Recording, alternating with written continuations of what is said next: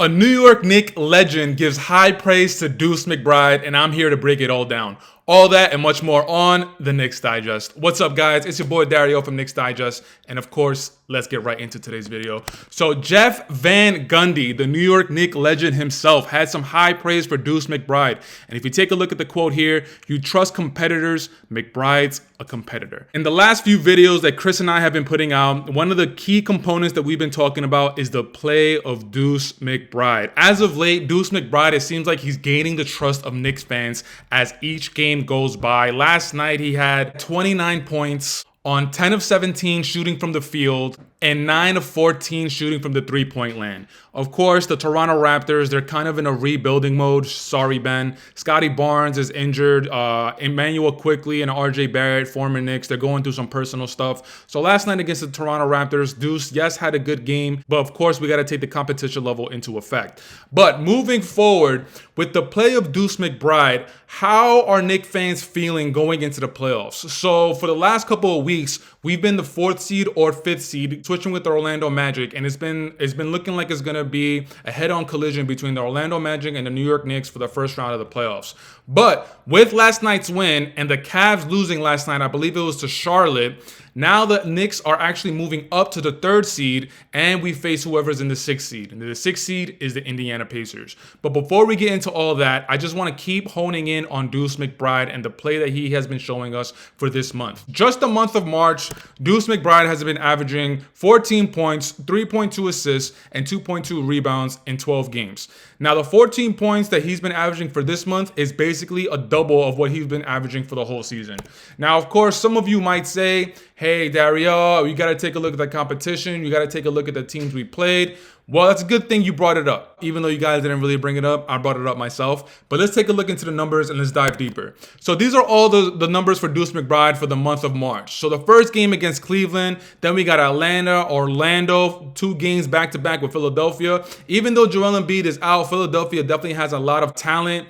Portland, yes, is an up-and-coming team. They're young, not a lot of direction. So, okay, if you don't really want to hone in on Deuce's numbers for that game, I understand. But Sacramento is in the playoffs. Golden State Warriors are in the play-in situation. Denver is the reigning defending champs. Brooklyn and Detroit and Toronto, okay, I understand. Again, just like the Portland Trailblazers, Brooklyn, Detroit, and Toronto, they're kind of at the bottom barrel of the league, and they're in a rebuilding mode. But let's start at the top with the Cleveland Cavaliers. So with the Cleveland Cavaliers, he had 16 points, 1 rebound, 5 assists. He shot 6 of 15 from the field, which is 40%, 4 of 9 from 3, which is 44.5%. Not too shabby, pretty good game. And you take a look at the minutes that Deuce McBride played. 47 minutes in that game, and then right after that game, we got Atlanta with another 40-minute game, 46 minutes, 11 points, 2 rebounds, 9 assists, 4 of 15 from the field, not great, 3 of 10 from 3, not great. But I want to hone in on 2 games. Let's take a look at the game on March 18th when they were in Golden State. Deuce McBride's numbers, first and foremost, he played 47 minutes of the 48 minutes of the game. He had 29 points, 1 rebound, 2 assists, shooting 9 of 13 from the field. As you can see here, 70%, 6 of 9 from 3, which is 66.7, which is 67%. And the other game I want to hone in on last night's game against the Toronto Raptors. 40 minutes, 29 points, 3 rebounds, 7 assists, 10 of 17 from the field, 9 of 14 from three-point land. Now, with the examples that I just showed you, the 2 games with the Golden State Warriors and last night with the Toronto Raptors, if you watch those games, yes, Deuce McBride played basically the entire game. But one thing that really popped out to me is the 3-point shooting. If Deuce McBride is able to go into the playoffs with this type of consistency with his shot, with this type of confidence, the matchups that Deuce will eventually face in the playoffs, right now it's the Indiana Pacers, so there's going to be moments where Deuce McBride is going to have to go up against a Tyrese Halliburton. He's going to have to go up against a TJ McConnell. Benedict Mathurin, I think, went out with an injury, so I don't think he's going to be playing for the rest of the season. Andrew Nesmith, who at times is going to take over the point guard role.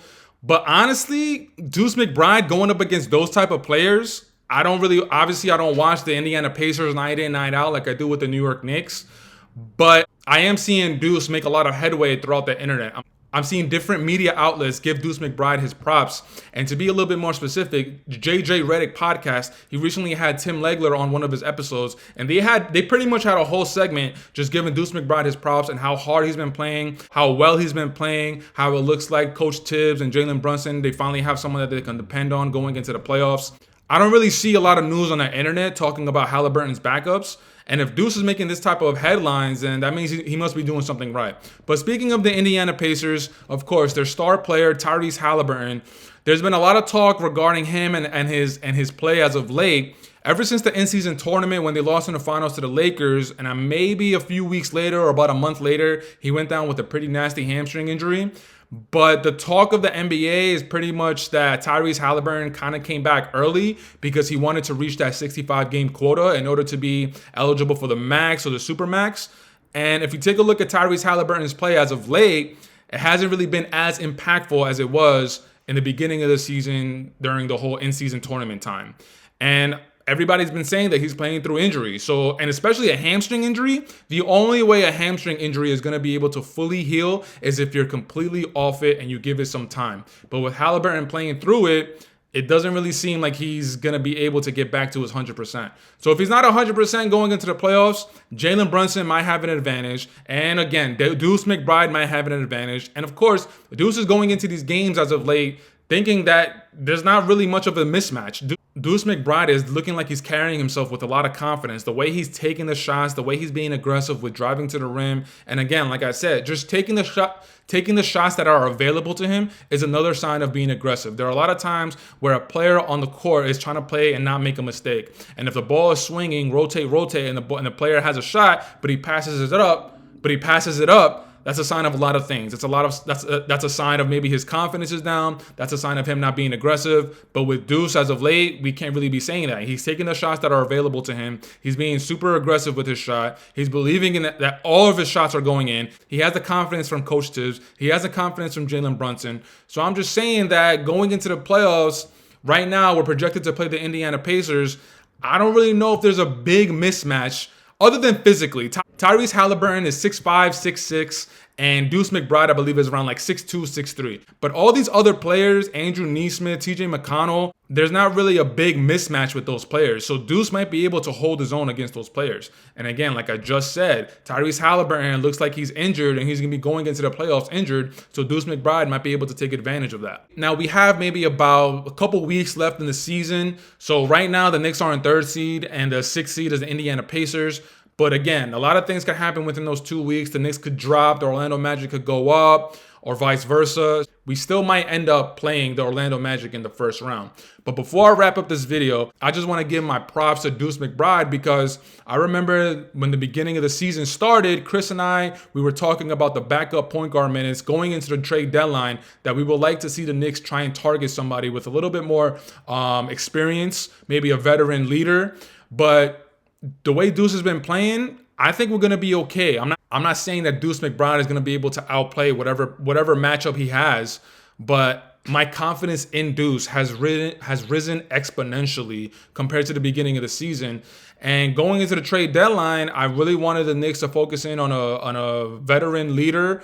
Not even a veteran leader, just a point guard that has a little bit of more experience that I would have a little bit more confidence in. And at the trade deadline, of course, we all know what happened. They picked up Alec Burks, they picked up Bogdanovich, and it seems like they were gonna attack the Jalen Brunson minutes whenever he wasn't on the floor in the playoffs by doing it as a collective effort. But with Deuce's play as of late, yeah, of course, they could still be attacking it by a collective effort.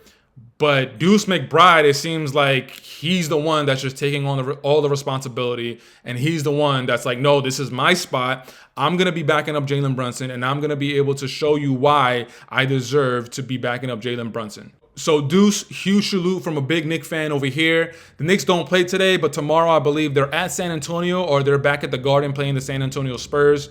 Now again, we can't take the Spurs so lightly. They actually just finished beating the Phoenix Suns without a Victor Wembanyama. Even though their season, and you take a look at their record, it's not impressive at all. But with that win against the Phoenix Suns without Victor Wembanyama, it was very impressive. They do have talent on that team. So us as the Knicks, we can't go into that team lackadaisical, showing no effort.